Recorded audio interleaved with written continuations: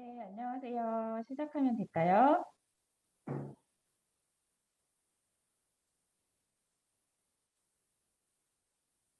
네, 그러면 오늘 3시에 페미니즘 프로그램을 시작하겠습니다. 네, 한이님 얼굴이 지금 안 보이네요. 화면에서 삭제된 거, 네, 지금 자리로 돌아오셨습니다. 네, 지금 한 29분 정도가 참가자 명단에 보이는데요. 좀 진행을 하면서 더 많은 분들이 함께 하시기를 기대하면서 이제 평등의 이어달리기 온라인 농성 벌써 11일차 3시의 페미니즘 프로그램을 시작하겠습니다. 한번 박수 한번 크게 치고 시작해 볼까요? 다 같이? 네. 오늘 3시 페미니즘 시간은 차별금지법 제정연대와 성적 권리와 재생산 정의를 위한 센터 쉐어에서 함께 준비를 해봤습니다. 아마 뭐 다들 차별금지법, 평등법에 대해서는 너무나도 당연히 여기 오신 분들 다 잘 알고 계실 것이고 성재생산 권리보장 기본법에 대해서는 아마 들어본 분들도 계시고 또 처음 듣는 분들도 계시고 또 얘기는 들어봤지만 자세한 내용은 이렇게 관심 있게 이렇게 구체적으로 보지는 못하셨던 분들도 많이 계실 것 같아요. 사실 오늘 자리는 50분이라는 짧은 시간이지만 이 자리를 통해서 낙태죄 폐지 이후에 지금 아직까지 새로운 대체 입법안이 만들어지고 있지 않은 상황인데 앞으로 어떤 법으로서 우리의 권리가 실질적으로 보장되는 이제 시대로 조금 더 나아갈 것인지 그리고 그 과정에 또 평등법, 차별금지법의 제정이 함께 가는 것이 얼마나 중요한 의미가 있는지를 같이 얘기를 나눠보려고 합니다. 그리고 오늘 50분 동안 할 이야기는 이따가 또 안내를 드릴 텐데 9월 30일에 있을 성재생산 권리보장 기본법의 연속 포럼으로 준비되고 있는 또 한 번의 차별금지법, 성재생산 권리보장 기본법의 공동 포럼으로 사전 공동 포럼의 이제 사전 자리로서 준비가 된 자리라고 보시면 될 것 같고요. 그래서 오늘 얘기를 들어보시고 또 관심이 생기신다면 이따가 안내드릴 30일 포럼에도 많이 참여해 주시면 좋겠습니다. 네. 제가 이제 제 소개를 안 하고 시작을 했네요. 네. 저는 성적 권리와 재생산 정의를 위한 센터 시어에서 대표를 맡고 있는 나영입니다. 반갑습니다. 네. 그리고 오늘 이야기를 함께 나눠주시기 위해서 세 분이 함께 자리해 주셨는데요. 먼저 제 옆에 있는 순서대로 돌아가면서 직접 소개를 해주시면 좋겠습니다. 류민희님부터 소개를 해주실까요? 네, 안녕하세요. 낙태죄 위헌 소송 공동 대리인단의 류민희라고 합니다. 반갑습니다.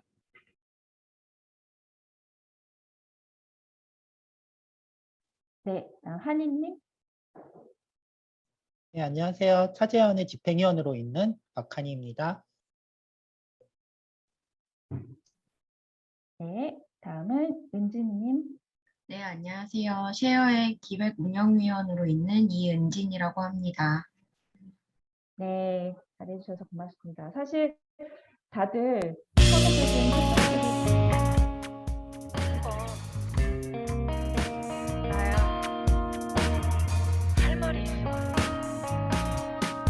세시의 페미니즘.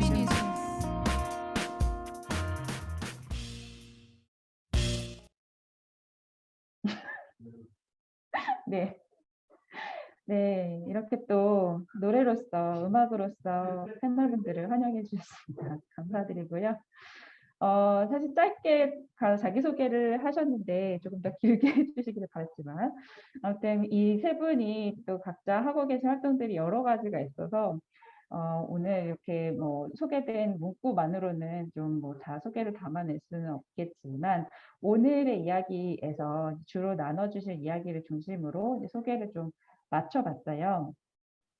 그래서 오늘 이 50분 동안은 성재생산 권리보장 기본법에 대해서도 좀 소개를 드리고 차별금지법과 성재생산 권리보장 기본법이 함께 제정이 된다면 어떤 더 좋은 일들이 있을지 각자가 이제 키워드를 통해서 이야기해 보는 시간을 가지려고 합니다.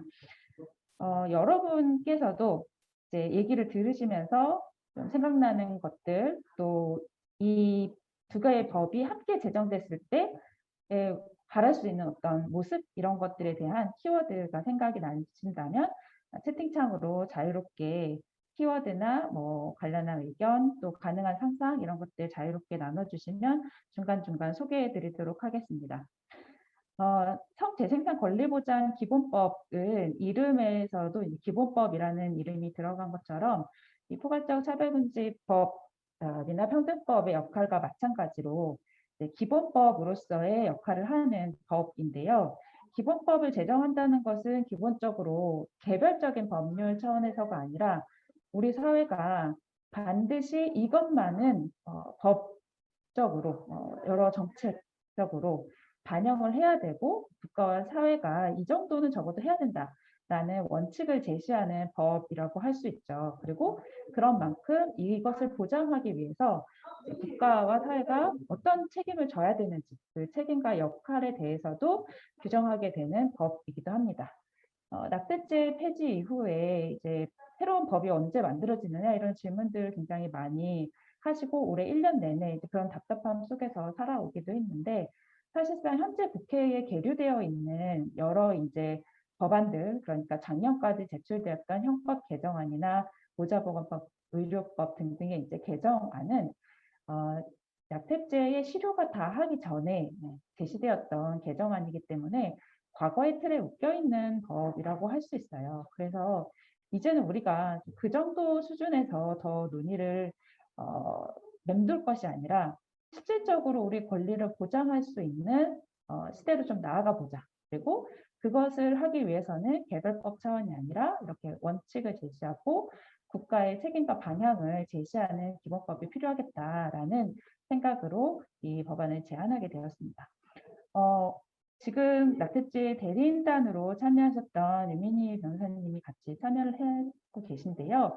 그래서 우선은 그간에 이제 낙태죄가 폐지되기까지 이 운동을 하는데 좀 중요한 전환이 되는 방향은 무엇이었고, 그리고 그게 왜 이 기본법을 제안하는 데까지 나아갈 수 있었는지, 그래서 이 기본법은 어떤 내용을 담았는지에 대해서 먼저 좀 소개를 듣고 이야기를 이어가 보겠습니다.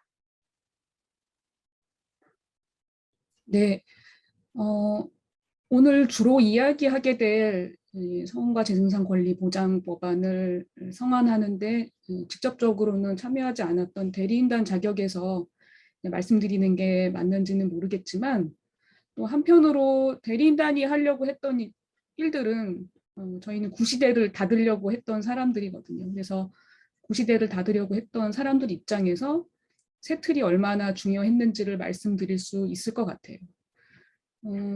사실 이런 새 틀에 대한 논의는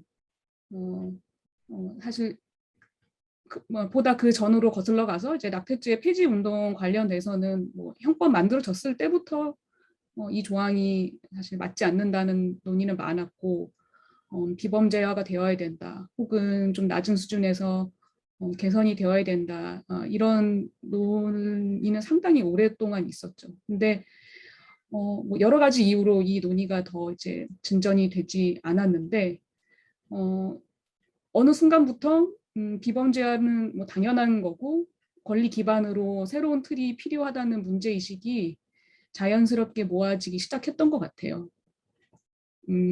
실제로 뭐 사회권 일반 논평 22호 이런 곳에서 이제 권고를 보면은 이것은 지금 형법 같은 어떤 개인의 행동을 통제하는 형식이 아니라 권리로서 보장하는 좀 더 높은 차원의 틀거리가 필요하다, 이런 논의가 있었고, 그것이 법이든 국가 행동 계획이든 국가 차원에서 수립하는 것이 필요하다, 이런 논의가 많이 있었습니다. 그리고 저희 대리인단이 이제 낙태죄 폐지를 주장하면서, 위헌성을 주장하면서 이런 새 틀에 대해서 직접적으로 이야기하진 않았지만 또 어느 정도는 저희 주장에도 담겨져 있긴 했었습니다. 그래서 이 권리는 사실 이것이 기준점이다. 그래서 기준점을 제시하는 논거로서 이런 틀에 대해서 계속 얘기를 하게 됐고, 저희가 어떤 인권 침해나 이제 부당한 어떤 부정의 상황을 고발하고자 할 때 때로는 사실 정당하지 않은 반론으로 이제 그럼 대안은 뭐냐, 대안은 뭐냐 이런 저희가 반응을 받게 돼요. 이제 그것이 항상 정당한 건 아닌데 한편으로는 어떤 부정의한 상황에 너무 오래 있다 보면은 자기도 모르게 그게 기준점이라고 착각을 하게 되고 거기에 이제 사람이 적응을 하게 되는 거죠. 그래서 사실 어떤 나쁜 조항이 사문화됐다는 말은 정말 그거는 말도 안 되는 말이거든요. 사문화된 조항이란 건 있을 수 없고 언제나 법으로서 살아서 작동을 하는데 이런 틀거리로서 전환하는 게 필요했던 거는 야 형법적 말도 안 된다.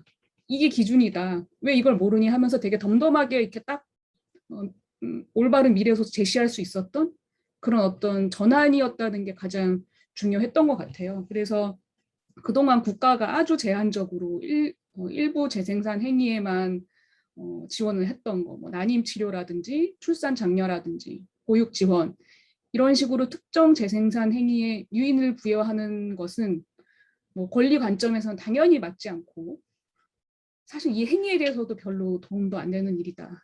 이런 사실 인구 정책에 관한 많은 비판도 좀 쌓여갔고 그래서 사실 이런 통합적인 형태로 새로운 틀을 제시하는 때가 충분히 이제 무르익었던 것이죠. 그래서 지금 채팅창에 이제 공유되어 있는 이제 법안을 보시면 이 법안은 이제 15장 53조로 구성되어 있고요.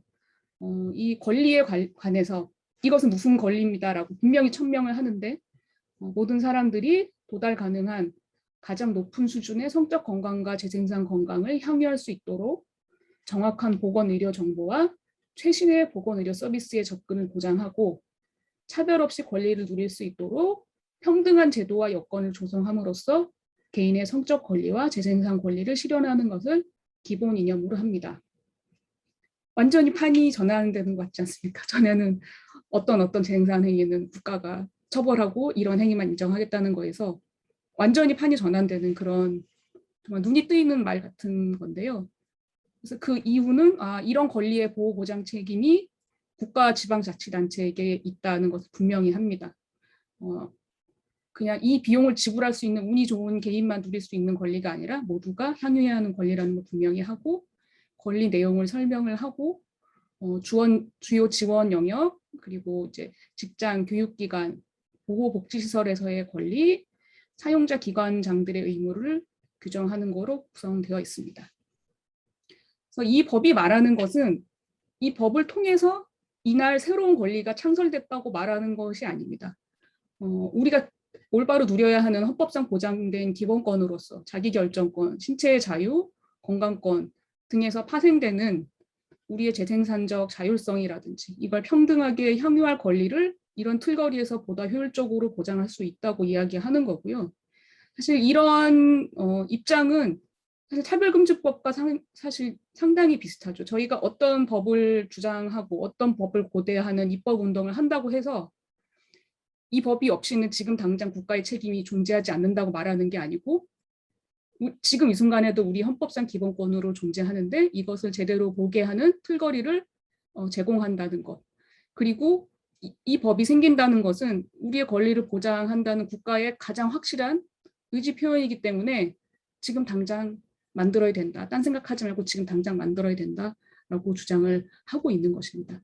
그래서 이 법의 자세한 내용 관련돼서는 직접적으로 성안에 참여하신 쉐어의 이은진 기획운영위원이나 아니면 나영 대표님께서 또 얘기해 주실 수 있을 것 같고요. 저는 구체제를 쓰러뜨리려고 했던 사람으로서 이 법에 대해서 좀 간단하게 설명드렸습니다. 네, 고맙습니다. 마지막에 발언을 마무리를 너무 멋있게 해주셨어요. 구체제를 쓰러뜨리려고 했던 사람으로서 설명을 굉장히 명확하게 해주셨는데요. 아마 이따가 법안을 같이 이제 성안하는 데에 준비와 노력을 많이 하셨던 이은진 님이 또 세부적인 내용들을 소개해 주실 수도 있을 것 같아요. 니니님이 강조하셨던 것처럼 이제는 좀 새로운 법이 만들어져야 된다면 지금까지의 틀을 크게 넘어서는 판이 필요하다라는 게 이제 좀 중요한 지점이었고, 그래서 이 법안을 만들 때도 이 정도 조항을 넣으면 그래도 이 정도는 받아주겠지라는 수준으로 만든 것이 아니라 정말 100% 우리가 하고 싶은 이야기를 중심으로 보장되어야 한다라는 것을 명시하는 내용을 중심으로 만들었습니다. 지금까지는 국가가 일단 처벌을 기준으로 전제를 해놓고 국가가 하려고 하는 인구 정책의 필요에 따라서 어떤 사람들의 자격을 입증하도록 만들고 그런 자격이 입증된 사람들에게만 선별적으로 어떤 허용을 하거나 지원을 하는 방식. 그래서 많은 사람들이 그 지원을 받기 위해서는 자신의 피해가 됐든 필요성이 됐든 호소하는 입장이 될 수밖에 없었다면 이제 이렇게 법의 방향 자체를 바꿔 나간다면 차별금지법과 평등법이 앞으로 할 역할과 마찬가지로 이제는 우리의 권리를 명확하게 명시하고 이것을 우리가 호소하는 입장이 아니라 당연히 우리에게 이런 권리를 보장해야 된다라는 입장으로 주장할 수 있는 사회를 만들자는 것, 그것을 기본으로 하고 있고 그렇기 때문에 이 성재생산 권리보장기본법에서도 가장 중요한 원칙으로 차별금지의 원칙을 두고 있습니다. 그리고 기존의 틀은 인구정책에 필요한 것들만 그 모자보건법에 굉장히 그 시대에 따라서 선별적으로 이제 넣어놓은 식이었죠. 그래서 굉장히 누더기 같은 법입니다. 사실은 가족계획이 필요할 때는 낙태죄의 허용 사유를 넣었고 저출산 정책이 시작되면서는 난임지원 정책을 넣고 이런 시기였는데 이 법에서는 그런 필요에 따라서 어떤 사항들을 규정하는 것이 아니라 정말 우리가 모든 사람들에게 당연히 보장되어야 하는 권리의 내용으로서 그런 항목들을 넣었고 그에 대한 책임과 역할을 이제 넣는 법을 만들었어요. 그래서 이 전체적인 내용에 차별금지법이 지향하고 있는 그 원칙이 이 법이 먼저 제정되고 그리고 그것이 당연한 세상이 되는 것이 너무나도 또 중요합니다. 이거를 준비하면서 어떤 분이 그런 얘기도 하셨대요. 이거 비밀인데 이렇게 벌써 알려지면 안 된다. 평등법, 차별금지법이랑 성재생산 기본법이 같이 제정이 되면은 어떤 세상이 될 것인지에 대해서 저들이 먼저 알아서는 안 된다. 막 이런 비밀을 잘 유지하라는 얘기도 하셨다고 하는데, 네, 어쨌든 우리가 뭐 비밀을 지킬 필요는 없고 앞으로도 이 법을 더 잘 밀어붙이면 좋겠습니다. 그러면 이제 이 법이 좀 더 어떤 이제 사회를 또 만들게 될 것인지에 대해서 기대할 수 있는 것들, 또 우리가 이 두 법의 콜라보를 통해서 더 해볼 수 있는 것들을 키워드로 얘기해보는 시간으로 가볼 텐데요. 아까도 말씀드린 것처럼 얘기를 들으면서 지금 참여하시는 분들도 생각나는 내용이 있다면 채팅창에 자유롭게 남겨주시고요. 우선은 미니님이 전체적인 법 개정까지의 과정을 좀 소개를 해주셨으니까 한이님부터 시작해서 한번 우리가 키워드로 같이 얘기해보는 시간을 또 가져보겠습니다. 네. 한이님은 어떤 키워드를 쓰셨나요? 가성비 때문에 안 보이네요. 예, 저는 이런 뭐가 있긴 문제가 한데요. 있군요. 예, 안 보이는 거데 관행과 구조를 바꾸는 이제 평등기본법이라고 했는데요. 사실 이제 차별금지법 관련해서 얼마 전까지 시민공청회라고 해서 전국 지역 순회하면서 이제 각 지역에 있는 시민들과 함께 이 차별금지법, 평등법 제정의 의미를 짚어준 시간을 가졌어요. 거기서 이제 몇 가지 중요하게 얘기했던 것들이 있는데 그 중에 하나가 이 차별금지법, 평등법은 평등의 관행과 구조를 바꾸는 그런 법이라는 겁니다. 사실 이제 차별금지법이라고 했을 때 많이들 사람들이 이제 가장 먼저 떠오르는 게 어떤 구체적인 차별 행위가 있을 때 가해자를 제지하고 피해자가 가해자한테 이제 손해배상 청구를 하고 뭐 그걸 통해서 뭐 예방을 하고 이런 것들을 많이 이제 금지하는 그런 것들 많이 떠올릴 건데요. 물론 그게 차별금지법에서 중요한 내용을 차지하고 중요한 의미를 갖고 있습니다. 하지만 거기서 더 나아가서 이제 그 법안을 보시면은 2장에 이제 국가 지자체의 의무라고 해서 국가 지자체가 이제 평등을 위한 어떤 기본 계획을 수립하도록 하고 뭐 교육, 홍보 캠페인들을 통해서 이제 평등에 대한 어떤 인식, 차별적인 어떤 관행을 바꾸기 위한 어떤 노력들을 할 그런 근거들을 마련해 주고 있거든요. 사실 그것이 차별금지법에서 굉장히 좀 중요한 의미를 가지는, 이게 단순히 차별의 문제가 그냥 가해자 개인의 문제, 그냥 누가 뭐 문제적인, 그냥 좀 악독한, 뭐 그냥 좀 의도가 안 좋은 사람 하나의 문제가 아니라 어떤 구조적인 차별의 문제, 그리고 계속 쌓여온 역사적으로 축적되어 온 관행 속에서 그냥 소수자가 배제되고 그냥 다른 사람을 당연하게 뭔가 분리시키고 구별해도 된다고 하는 그런 인식 자체를 바꾸기 위한 법으로서 이 차별금지법이 갖고 있는 의미가 있습니다. 그렇기 때문에 이 차별금지법에서 이 평등한 그 관행과 구조를 바꿔내는 어떤 근거를 두기 위한 법으로서 의미를 갖고 있는데요. 이 기본법도 저희 채팅창에 올라가 있는 거 보시면은 3장에 보면은 종합계획의 수립 해갖고 이제 성재상산 권리를 위해서 어떤 계획을 수립하도록 그런 근거들을 두고 있고, 또 밑에 보시면은 뭐 교육 현장에서 이제 어떤 교육을 통해서 이제 그 기본 그 성재생산 권리가 무엇인지를 교육한다고 한다든지 이런 내용들을 담고 있습니다.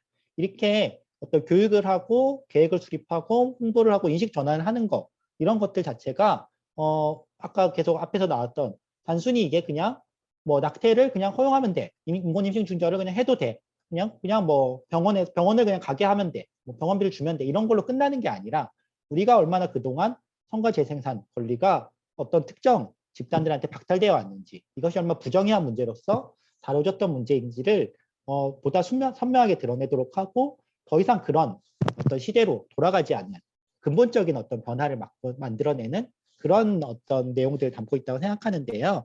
그래서 정말 이 차별금지법과 이 성과재생산 그러면은 이것이 단순히 누군가를 그냥 금지하는 사람을 그냥 그 사람을 제지하는 문제를 넘어서서 사회 전체가 정말 근본적으로 바뀌는 내용이 되지 않을까 싶습니다. 그래서 앞에 나왔던 것처럼 정말 사회 전체를 바꾸는 어떻게 보면 되게 위험한 일이죠. 기존의 사회를 되게 흔들고 위협할 수 있는, 하지만 그것이 정말로 우리가 나아가야 되는 그 방향이 무엇인지를 분명히 보여주고 그 방향으로 나아가게 하는 그런 법이라고 할 수 있습니다. 그래서 정말 둘 다 반드시 제정되는 것이 필요하다고 생각이 드네요.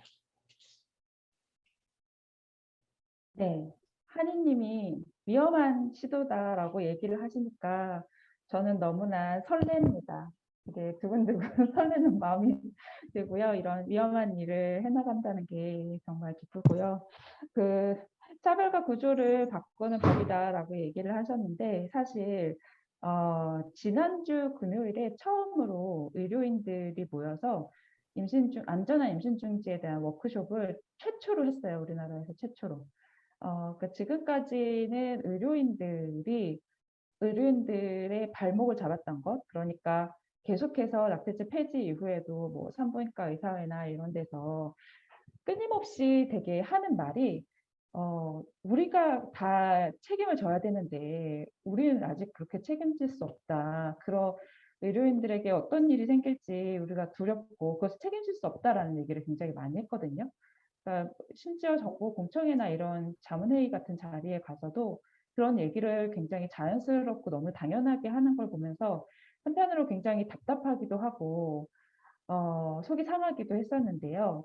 이 법이 제정됨으로써 할 수 있는 또 하나의 일이 바로 그런 일인 것 같아요. 그러니까 그것이 그냥 더 이상 두려운 일이 아니라 지금까지의 관행과 구조에 묶여서 무언가 개인적인 책임으로 돌아와서 두려운 일이 될 수밖에 없었던 것을 당연한 것으로 보장하고 오히려 교육하고 그것에 대한 가이드를 만들어낼 수 있는 일, 그게 의료 영역뿐 아니라 교육이나 노동, 다른 영역에서도 마찬가지로 아예 인식의 틀 자체를 전환하는 것으로서 그런 효과를 낼 수 있는 또 일이 되지 않을까라는 점에서 한이님이 얘기하신 관행과 구조를 바꾸는 위험한 일이 될 것이다.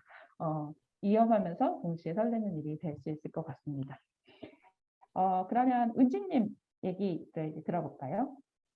은지님은 이 법 내용에 대해서 만든 사람으로서 조금 더 소개를 해주셔도 좋을 것 같아요. 강조하고 싶은 내용들. 네, 맞아요. 작년 말에 공개한 성재생산 권리보장 기본법을 쉐어의 입법 내비게이션이라는 팀에서 함께 만들었고, 저도 그 팀에 참여해서 제정 과정에 함께 했는데요. 오늘 방금 한희쌤이 말씀을 해주신 게 이제 사회를 바꾸고 사회가 나아가야 할 방향을 제시하는 두 법이다, 이렇게 말씀해 주셨는데 저도 너무 공감이 되고, 그래서 저의 키워드는 나아가야 될 방향의 그 내용으로 두 법이 공통적으로 제시하고 있다고 생각되는 것인데요. 잘 안 보이는군요. 저는 연결이라고 생각했어요. 연결된 존재로서의 권리라고 생각을 했는데 사실 이 권리라는 말, 평등이라는 말이 일상용법이나 뭐 정치권에서 사용하는 레토릭이나 이런 거에서 되게 많이 이상한 구도를 취하는 경우가 많은 것 같아요. 권리 얘기하면 너 뭐 의무는 제대로 지면서 권리 타령을 하니? 뭐 이러면서 무임승차, 뭐 역차별 이렇게 연결이 되고 평등을 얘기하면 그럼 뭐 여자도 군대 가 뭐 이러면서 뭐 아니면 뭐 남자는 임신 안 하니까 임신에 대해서는 지원을 바라지 마 이런 식의 평등 이상한 평등 이런 식으로 연결되는 경우가 많은데 두 법안은 모두 다 우리는 연결된 존재다. 그래서 모두의 권리가 보장되어야 하고 그것이 평등이고 이런 방식으로 새로운 법론을 만들어 나갈 수 있는 그런 단초를 제공하고 있다고 생각해요. 두 법안이 우리는 연결된 존재라는 전제를 공유하면서 모두의 권리를 보장해야 함을 분명하게 하고 있는 부분들은 사실 많이들 알고 계실 것 같긴 하지만 그 부분을 조금 짚어보자면요. 차별금지법의 경우에는 차별 사유에서 특정 정체성을 제외하자는 주장과 굉장히 오랫동안 맞서왔기도 한데 차금법 차재현의 그 홈페이지에 굉장히 중요하게 강조하고 있듯이 평등은 배제와 함께 갈 수 없다라는 원칙하에 포괄적인 차별금지법 법안을 마련하고 있습니다. 그리고 이제 제가 참여했던 기본법의 경우에는 사실 낙태죄 폐지 운동 때부터 이미 모두를 위한 낙태죄 폐지라는 슬로건을 가지고서 모두의 권리가 보장될 필요성에 대해서 강조를 했기 때문에 법안 만들 때도 이 차별금지와 평등, 정말 모두의 성과 재생산 권리가 보장되는 것을 중요한 가치로 삼았습니다. 차별금지와 평등이 핵심 원칙 중 하나였기 때문에 이 법안인데요. 네, 잘 안 보이네요. 네. 원칙 중 하나로 삼았기 때문에 이 평등권이라는 것은 성과 재생산, 건강 및 권리를 구체화하는 여러 다른 권리들, 그러니까 자기결정권이라든지 건강권 이런 권리들이 2장에 명시가 됐다면 1장에 4조로서 언급을 하면서 중요도를 굉장히 강조를 하고 있어요. 1장에 두었다는 것은 이 법의 전체 기조, 방향과도 밀접한 연관성이 있다는 것으로 받아들여 주시면 되겠습니다. 그리고 성별 확정 및 성별 정정에 대해서 별도의 장을 할애하고 있다는 점도 말씀을 드리고 싶어요. 성과 재생산 권리라고 했을 때 모두의 권리로서 상상하지 않는 경우에는 임신 출산하는 데 지원이라든지 난임 지원이라든지 기존의 모자보건법이 제공했던 것을 약간 더 확장된 상태로만 상상하게 되기도 쉬울 것 같은데요. 실제로는 훨씬 더 다양한 권리들이 포함되고 있음을 구체적인 장의 제목과 조문들을 통해서 확인하실 수 있을 것 같아요. 그리고 만약에 이제 링크를 통해서 기본법 세부 내용들을 보시면 각 세부 내용들, 예를 들어 교육기관에서 혹은 의료 현장에서 혹은 상담 및 지원을 받음에 있어서 어떻게 무엇이 누구에 의해서 보장되어야 하는지가 적혀져 있는데 거기에 되게 자주 어떤 이유에 있어서 차별 없이 그것들이 꼭 제공되어야 되고 보장되어야 된다라는 조문들을 확인을 하실 수 있을 겁니다. 그것도 마찬가지로 모두의 권리가 보장되어야 하는 것이 이 기본적으로 여기에서 말하고 있는 것과 너무 중요한 연관성이 있기 때문에 계속 강조하고 있는 부분이라고 봐주시면 될 것 같아요. 그리고 사실 저는 이 연결된 존재로서 우리가 어떻게 살아나가야 하는가라는 어떤 질문에 대해서 두 법안을 교차시켜서 보면 시너지가 나는 부분도 되게 많은 것 같아요.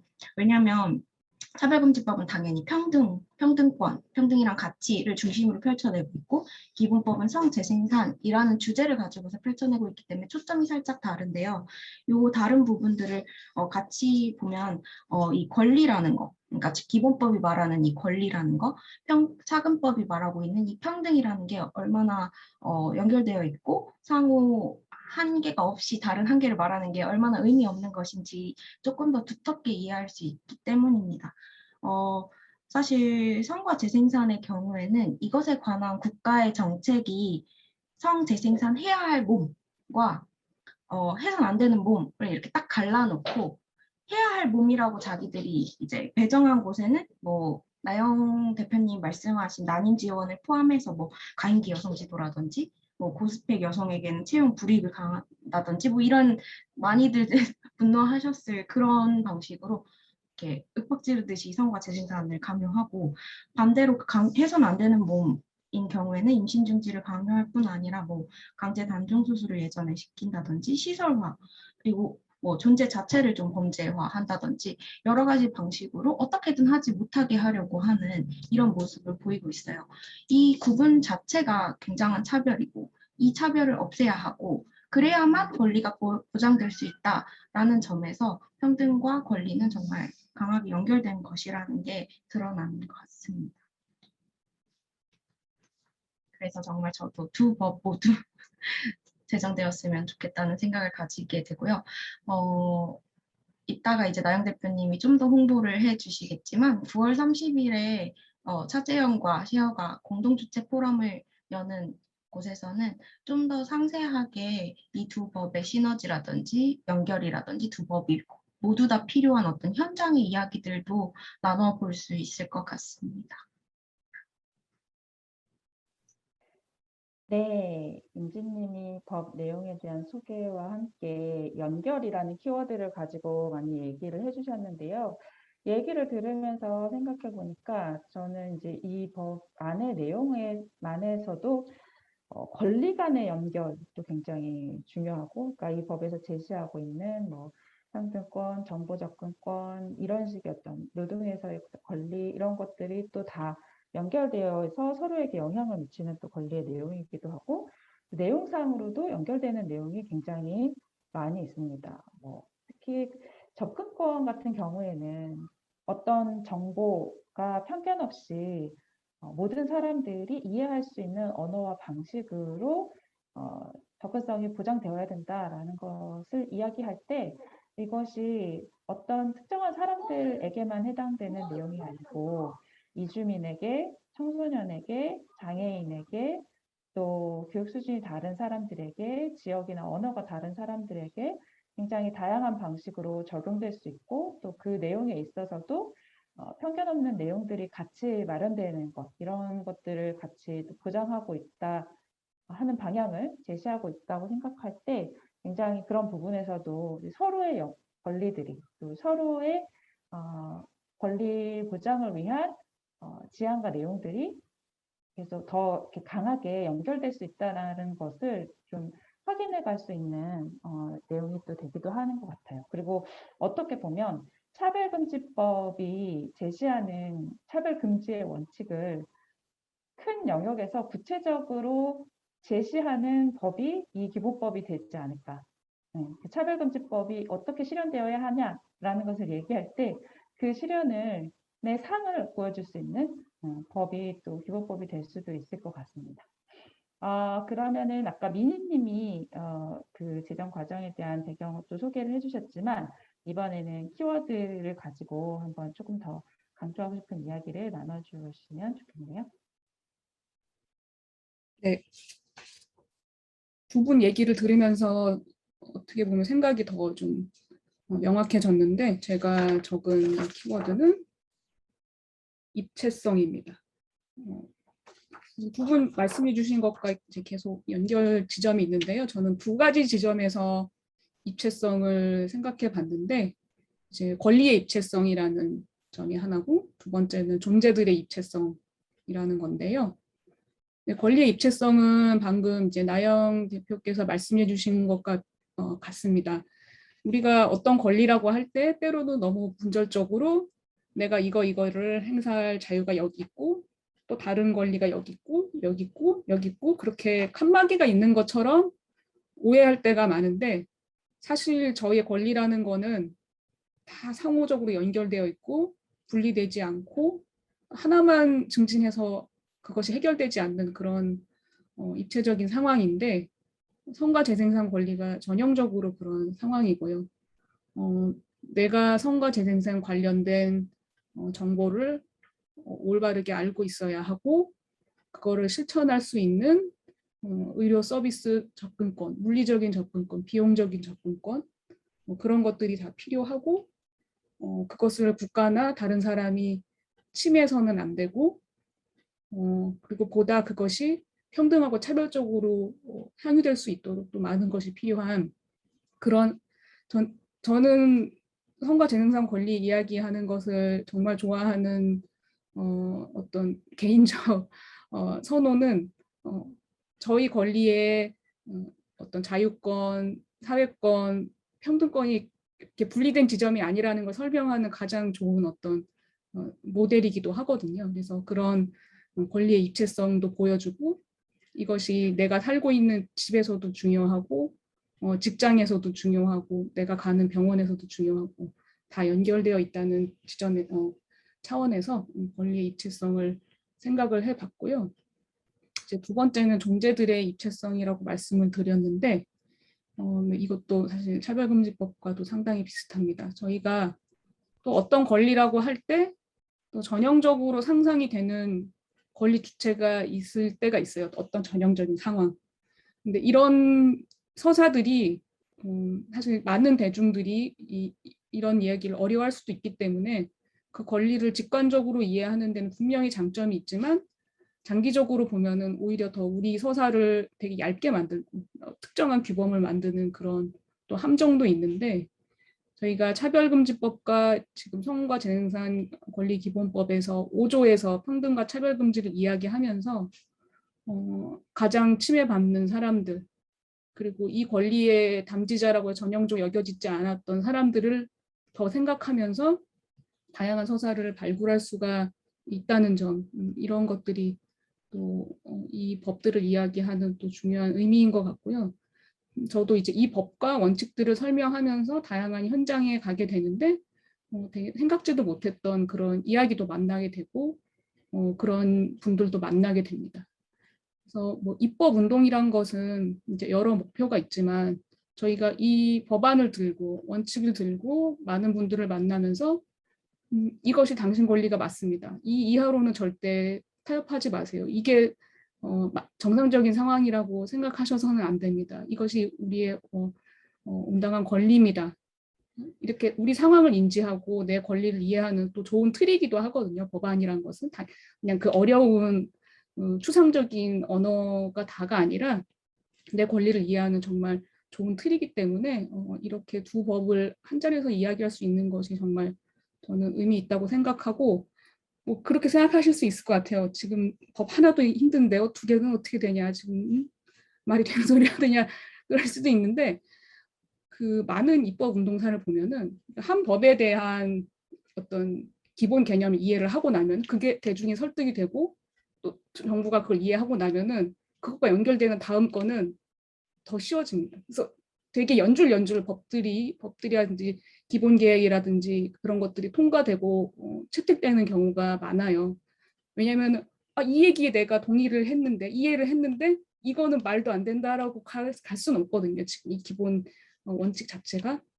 그래서 이렇게 함께 이야기하는 자리가 저희가 더 큰, 더 넓은 미래를 열 수 있도록 하는 작업이라고 생각이 들어서 그런 면에서 입체성이라는 키워드를 가지고 말씀드렸습니다.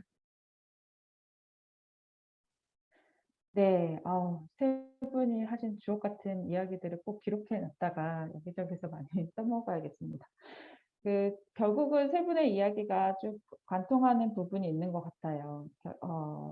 사실 파이 얘기를 지금 굉장히 많이들 하는데, 우리가 구체적인 상황을 들여다보고 그에 관련된 다양한 사람들의 경험을 들으면 들을수록 우리의 권리를 파이 같은 파이 조각을 나눠 먹는 식의 어떤 상상으로는 절대로 이룰 수가 없다라는 게 되게 선명해지거든요. 그렇기 때문에 연결되어 있다라는 것을 확인해야 되고 우리의 문제를 입체적으로 봐야 된다라는 것이 중요해지고 그렇게 됐을 때 관행과 구조를 바꿔서 근본적인 틀을 바꿔낼 수 있다라는 것이 좀 더 선명하게 보이게 되는 것 같습니다. 지금 그 반도체 노동자 인권지킴이 반올림하고 쉐어하고 장애여성 공감이 계속 모임을 같이 해나가고 있는데요. 사실은 처음에는 그 전자산업 노동자들의 자녀분들이 가지게 된 질환과 선천적 질환과 장애에 관한 문제를 제주의료원 노동자들이 제기했던 것처럼 산업재해로 인정하는 문제에 대해서 고민을 시작했는데 처음에는 반올림 분들이 이제 제안을 해주시면서 이 문제를 얘기할 때 또 구체적으로 이것을 바꿔나가기 위한 산재법을 개정할 때 어떤 얘기들을 해야 될지를 구체적으로 좀 정리를 하다 보니까 굉장히 걸리는 부분들이 많았던 거예요. 예를 들면 자녀가 겪게 된 질환이나 장애에 대해서 어떤 어머니로서의 죄책감으로 자꾸 이야기하게 되는 부분, 그리고 그 장애나 질환 자체가 너무나 피할 수 없는 굉장히 힘든 운명이고 그냥 슬픈 서사로만 남게 되는 부분, 그리고 결정적으로 이 자녀들에게 산재보상이 이루어질 때 단지 피해에 대한 보상으로서가 아니라 또 한 사람의 이 사회를 살아가야 되는 당사자로서 여러 가지 다른 권리들, 노동할 수 있는 삶의 과정까지 다 고려가 돼야 되는데 그런 부분들이 잘 고려되기 어려운 부분, 또 이것을 모성권의 내용으로만 좁히게 되는 부분, 이런 다양한 문제들이 같이 떠오르게 되면서 지금 모임에서 그런 부분들을 연결해 나가는 과정을 이야기를 하고 있습니다. 그런데 이 과정을 하다 보니까 지금까지 우리가 차별금지법에서 이야기해 왔던, 그러니까 어떤 항목에 의해서 이런 사람은 차별하면 안 된다라는 것이 그냥 단순히 나열되는 문제가 아니라 어떻게 실질적으로 연결되어 있는 문제인지 각자의 삶에, 그리고 이게 개인의 문제만이 아니라 구조가 어떻게 이 차별을 정말 연결된 문제일 수밖에 없도록 계속해서 만들어내고 있는지, 그리고 오히려 그런 구조를 차별에 기반해서 만듦으로써 이 시스템을 어떻게 유지하고 있는지, 이런 문제의식으로까지 이제 계속 크게 확장이 되더라고요. 그래서 차별금지법과 기본법이 함께 제정이 될 때 그런 이야기들을 또 펼쳐낼 수 있는 장이 더 넓어질 거라는 생각도 듭니다. 제가 시작하면서 채팅창에 혹시 오늘 참여하신 분들이 같이 떠오르시는 키워드나 또 생각나시는 거 있으면 남겨달라고 말씀을 드렸었는데요. 아직 채팅창에 메시지를 남기신 분은 없어요. 근데 혹시 지금 얘기를 듣다가 생각나시는 분이 있다면 이야기를 들어볼까요? 계실까요? 안 계실까요? 네. 마무리하기 전에라도 혹시 급하게 생각나시는 게 있다면 남겨주셔도 좋겠고요. 그러면 이 시점에서 잠시 광고를 드리겠습니다.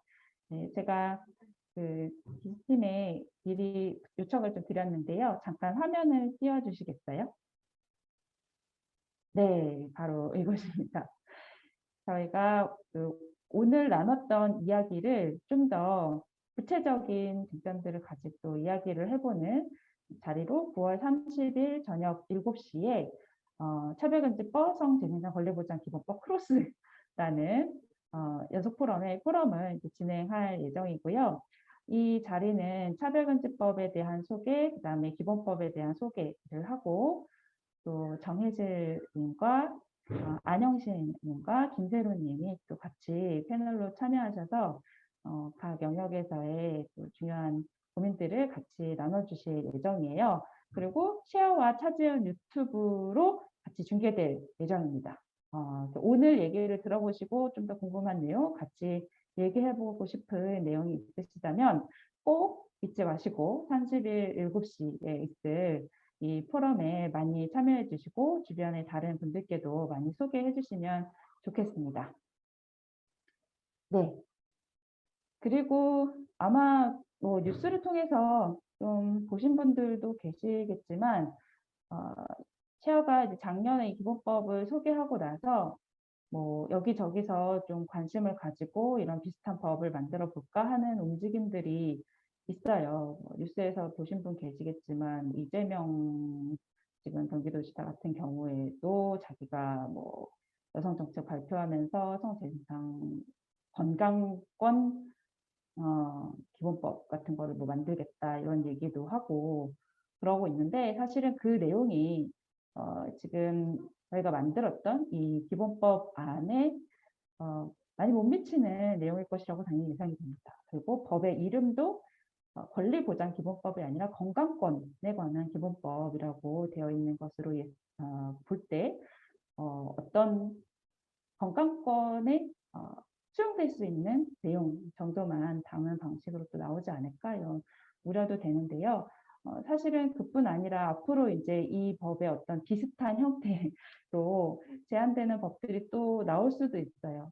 그럴 때 이 법에서 우리가 담고자 하는 내용들이 그냥 협소해지거나 형식적인 어떤 법 조항의 방식으로만 제시되지 않도록 우리가 같이 잘 지켜보면서 이 차별금지의 원칙이 빠짐없이 잘 지켜질 수 있는 법의 내용으로 제정될 수 있도록 같이 관심을 또 가져주시면 좋겠습니다.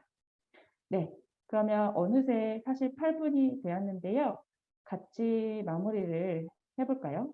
뭐 온라인으로 하니까 굉장히 좀 답답함이 많으시죠. 특히 차지은 상황실 분들은 계속 이 온라인 화면을 보고 있는 것도 너무나 피곤하실 것 같은데, 네, 오랜만에 온라인이지만, 그리고 제가 공공장소에 있지만 힘차게 같이 구호라도 외쳐보면서 마무리를 하겠습니다. 네, 기본법도 같이 제정될 것이라는 마음을 담고 구호는 차별금지 평등법 연내 쟁취하자 이렇게 외치고 마무리를 해볼게요. 네, 어디 시작할까요? 네, 그래서 하나, 둘, 셋 하면 같이 구호를 외쳐보겠습니다. 하나, 둘, 셋. 차별금지 연내 제정 하자. 쟁취하자 자, 쟁취하자 쟁취하자 하자. 돌림노래 구호 재밌네요. 네, 수고하셨습니다.